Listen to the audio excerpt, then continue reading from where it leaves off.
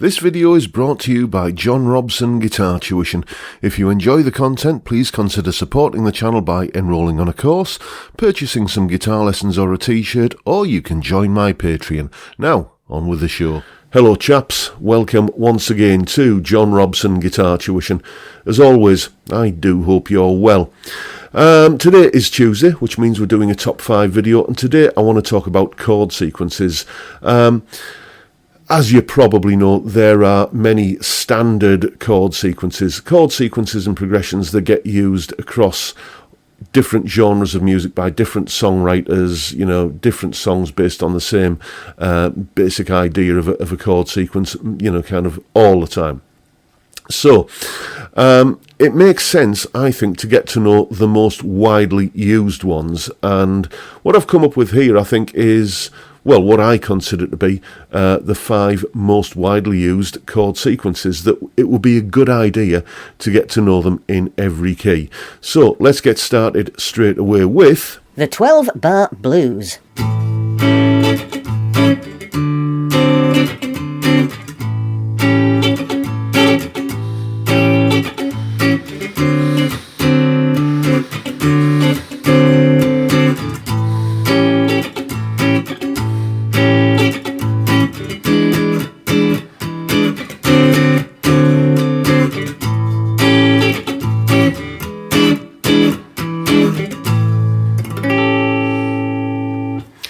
Yes, indeed, the 12-bar blues, it's the basis of blues, it's the basis of rock and roll, it's the basis of many a classic rock song, funk, soul, pop, country, you name it. There is not a genre of popular music that doesn't, in some cases, in some songs by many artists, involve the 12-bar blues. It's based on the 1, 4 and 5 chords in a key, which are the chords that you get when you do that little bar chord, 3-chord trick there. So just getting to know that relationship in every key is a good start, and you know, it's something that I discovered very, very early on in my playing career because I was a bit obsessed with Eddie Cochran, you know.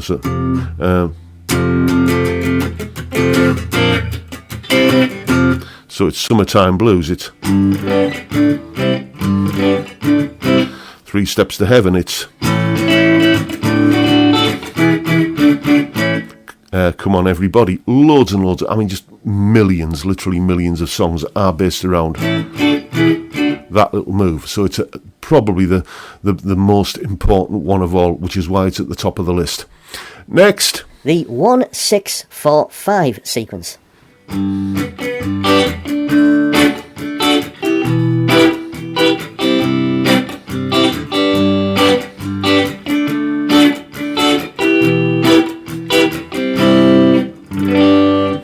Yes, the 1, 6, 4, 5, and you can put those chords into any order. This, out of all of the chord sequences, is probably the one where you can kind of jumble the chords up into any combination you want, and it'll always work, and has been used many times for that very reason. In its purest form, you would have the 1 chord, which in the key of G would be a G. Then the 6 chord, which would be E minor, then the 4 chord, which would be C, and then the 5 chord, which would be D. So, you know, just think Dream by the Everly Brothers. This isn't the right key for that, but it illustrates the point.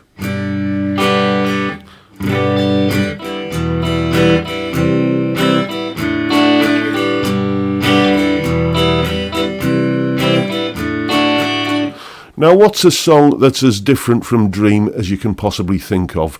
Well, very different from that anyway. It would be Since You've Been Gone by Rainbow.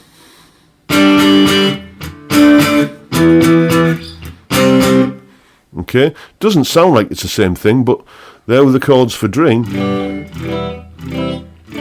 Okay, here's Since You've Been Gone if I play it down here. Same chords, just the order's a little bit different. You probably already know about the Axis of Awesome video, where they essentially do a medley of, can't remember how many songs it is, but it's a lot of songs that basically use this chord sequence. You know, Let It Be, Purple Rain, Every Breath You Take, Stand By Me, Benny King, you know, what's it called, Don't Stop Believing by Journey. The list goes on and on and on and on. So it's a fantastic one to get to know in every key. Next, the 1 flat 7 4 sequence.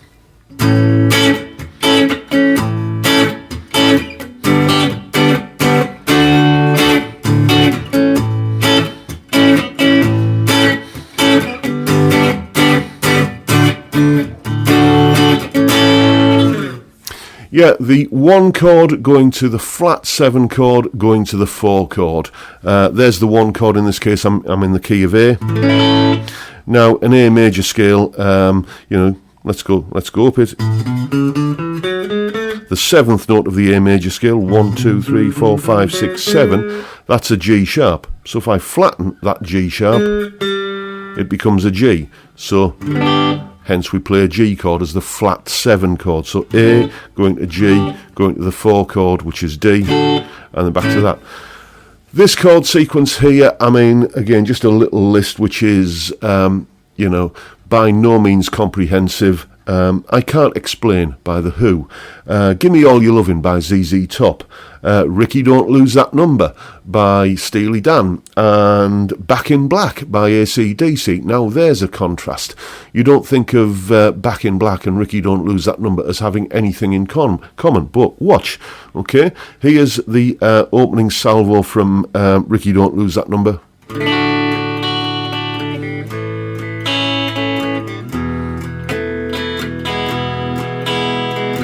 So we've got D, there's your flat 7 chord, going to A, there's the 4 chord, going to E. Okay, those are the chords to like the first kind of stanza of that song.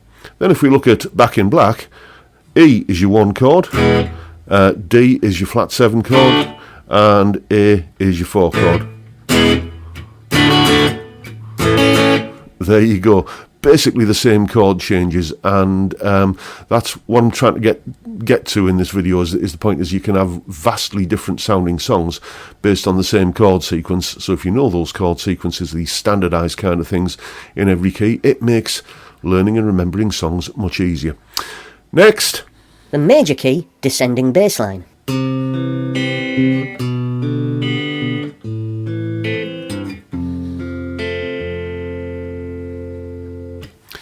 Yes, the old descending bass line trick. Essentially what's happening here is we're in a major key. I was demonstrating this in C major, and it's basically descending a C major scale in the bass line. So C, B, A, G, F. And we usually kind of get to the 4 chord with this chord sequence. Although if you, you know, you kind of put other chords in, you can continue that descending bass line until you get back to the start again on the C chord.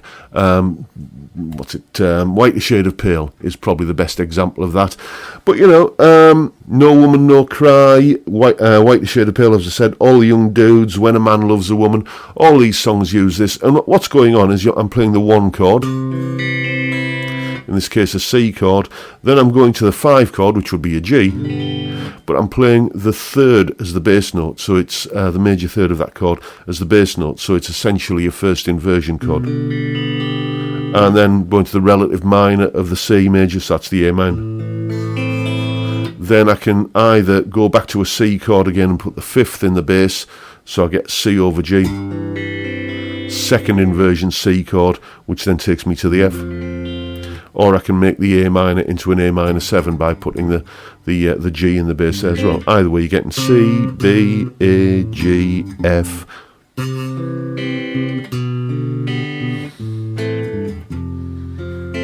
So you can hear No Woman No Cry starting to come out of that. Many, many, many songs, as I said, you know, No Woman No Cry, White Shade of Pale, all the ones I mentioned earlier, and plenty of others as well. This one goes all the way back into classical history, as you may know, because it's basically Bach's Air on a G string as well. So another good one to learn. Many songs use it, and that's what's going on with it. Next, the minor key descending bass line.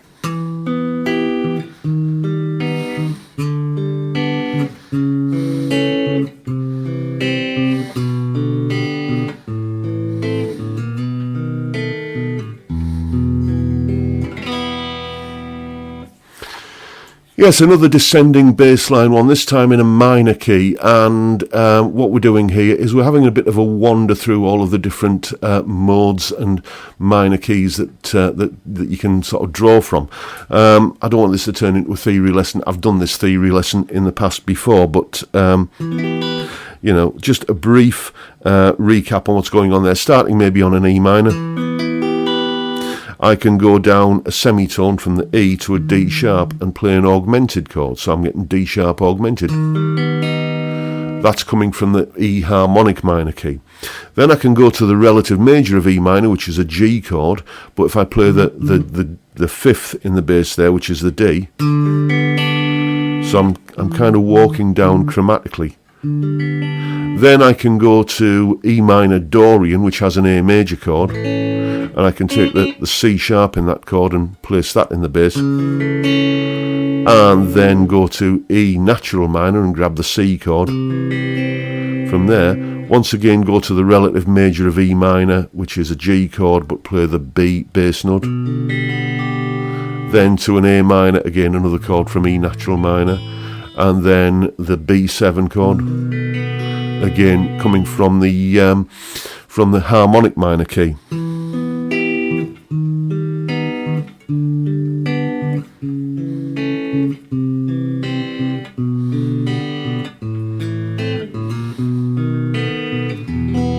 So it's called a line cliche, I believe, and you know, if it sounds familiar, it's because it has been used millions of times. You know, you're not a million miles away here from the Hotel California chord sequence or Stairway to Heaven or many other songs. I mean, this is, you know how many lawsuits there've been about you know, Hotel California, was it a rip-off of a Jethro Tull song, and you know, was Stairway to Heaven a rip-off of that Randy California song?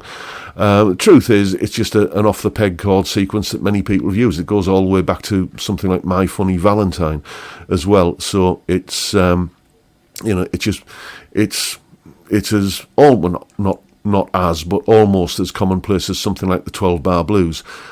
So it's a good one to get to know if you want to kind of have a vocabulary and a repertoire of songs. All of these chord sequences are, and that's why I did the video about them today.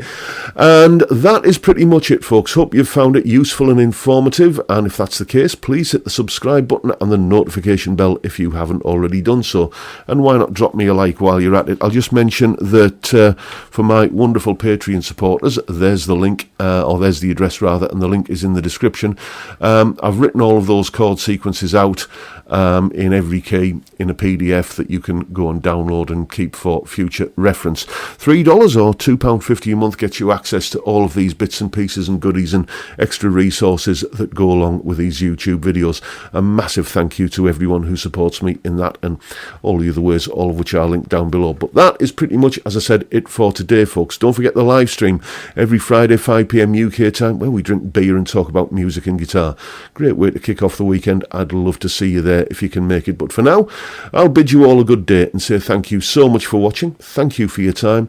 Look after yourselves, folks. Stay well, stay safe, and above all, stay sane. Bye for now.